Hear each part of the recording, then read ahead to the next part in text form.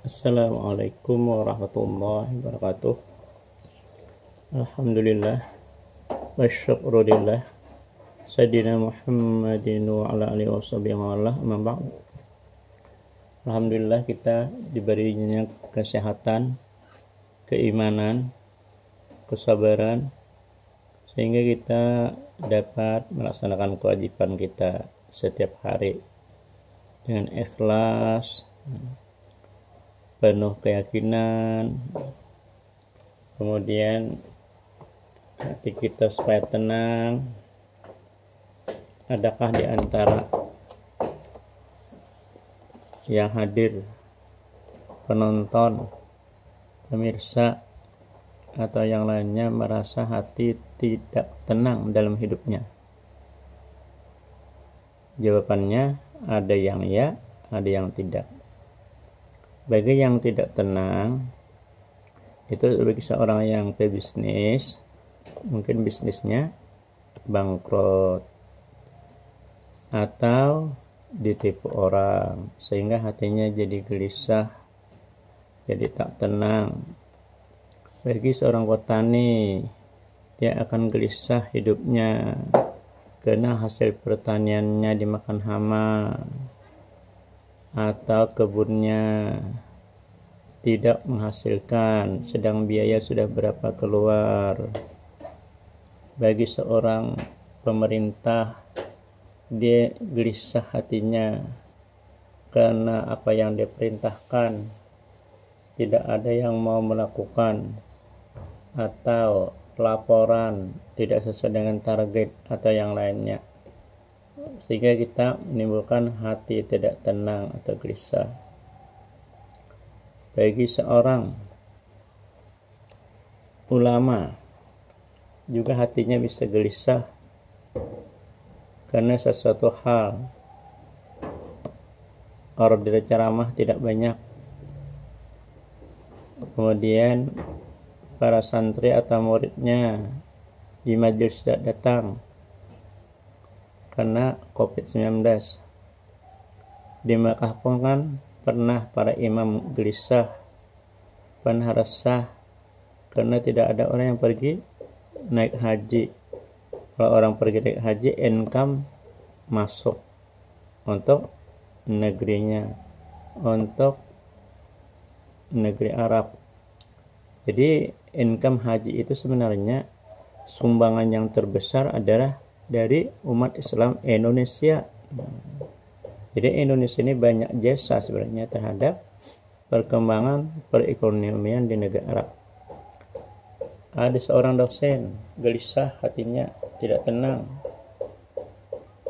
karena mungkin apa yang disertasinya untuk meraih gelar doktor belum selesai, sementara waktu sudah dekat. Begitu juga dengan mahasiswa gelisah, tidak tenang karena biaya untuk melanjutkan kuliah tidak ada, atau dia terlalu sibuk mencari pekerjaan sehingga kuliahnya banyak ketinggalan, dia jadi gelisah dan tidak tenang. Seorang guru juga gelisah karena ternyata siswanya banyak yang bandel. Guru juga gelisah karena di antara teman-temannya ada yang mengejek-ejek dia karena dia dianggap tidak pintar.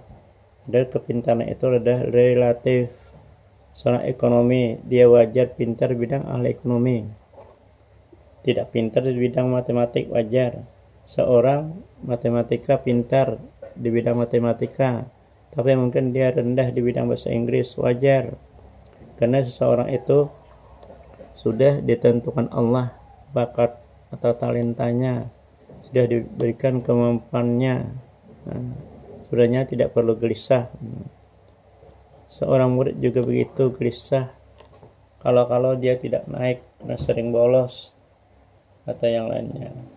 Orang di masyarakat ekonomi rendah tidak perlu gelisah, cukup makan 2 kali sehari sudah cukup. Nah, ternyata gelisah itu menggoda kita, mengganggu kita saat tidur, mengganggu kita saat berjalan, mengganggu kita saat berusaha.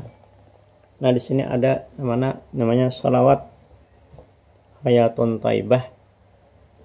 Ini bacaannya. Karena bacaannya lah.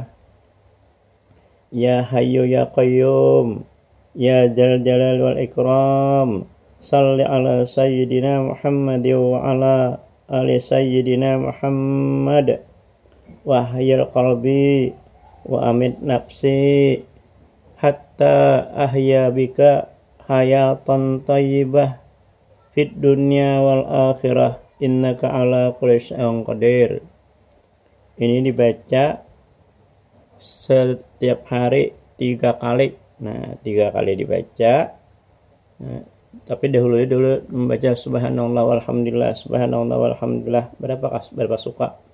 Nah, setelah itu baca itu akan kita ditenangkan dalam hidup. Jadi tenang lahir dan batin. Apapun yang kita derita, apapun yang kita alami, kegelisahan, remaja begitu galau, itu diputus pacar, nah atau yang lainnya, orang tua gelisah karena tidak punya uang untuk membiayai anaknya kuliah dan lain sebagainya tersebut di awal tadi, maka bacalah ini. Nah, bacalah salawat hayatan thayyibah. Diulangi lagi, ya Hayyu ya Qayyum, ya Dzal Jalal wal Ikram, salli ala sayyidina Muhammad wa ala ali sayyidina Muhammad, wa ahyi qalbi wa amit nafsi hatta ahyika hayatan thayyibah fid dunya wal akhirah innaka ala kulli syai'in qadir. Ingatlah. Ya Hayyu ya Qayyum, ya Dzal Jalal wal Ikram, salli ala sayyidina Muhammad wa ala ali sayyidina Muhammad, wa ahyi qalbi wa amit nafsi hatta ahyika hayatan thayyibah fid dunya wal akhirah innaka ala kulli syai'in qadir. Tiap hari itu dibaca 3 kali, tapi didahului dulu subhanallah walhamdulillah. Misalnya kita setiap hari 3 kali, misalnya dalam seminggu hilang kegelisahan, nah berhenti dulu baca. Nanti kalau waktu 3 hari kita membaca atau sedang sehari kita membaca itu, kebetulan Allah mengabulkan, hilang kegelisahan kita, timbul ketenangan hati kita. Nah, sehingga kita menjadi tenang. Hidup tenang di dunia ini rasanya rasa dalam surga sudah. Artinya kita punya sudah jiwa yang tenang, nafsu yang tenang. Ya ayyuhan nafsul mutmainnah, dalam Quran itu kan, arji'i ila rabbika radiyatan maradiyah fadkhuli fi ibadi wadkhuli jannati. Nah, itu. Jadi kita sudah berada di dalam jiwa yang tenang. Nah, jadi harus kembali kepada Tuhan kita dengan wahai jiwa yang tenang. Irja'i ila rabbika radiyatan mardiyah, kembalilah kepada Tuhanmu dengan tenang, dengan baik. Fadkhuli fi ibadi, masuklah ke dalam surgaku. Fadkhuli fi ibadi, masuklah ke bagian-bagian hambaku. Fadkhuli jannati, masuklah ke dalam surga aku. Jadi surga itu sebenarnya dimasuki oleh jiwa yang tenang. Bila kita di dunia saja sudah gelisah, berarti kita tidak tenang.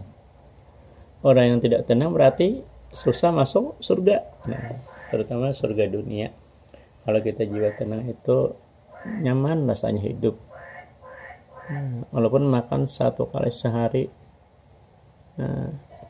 walaupun tidak sugih atau tidak kaya, tapi kalau kemana-mana ada duit, baru pasang niat hendak berangkat ke Banjarmasin, berduit tidak ada, ternyata ada sudah yang membayarkan ongkos mobil taksi. Ternyata ketika mau berangkat ada orang memberi uang. Nah, itu kan seperti itu.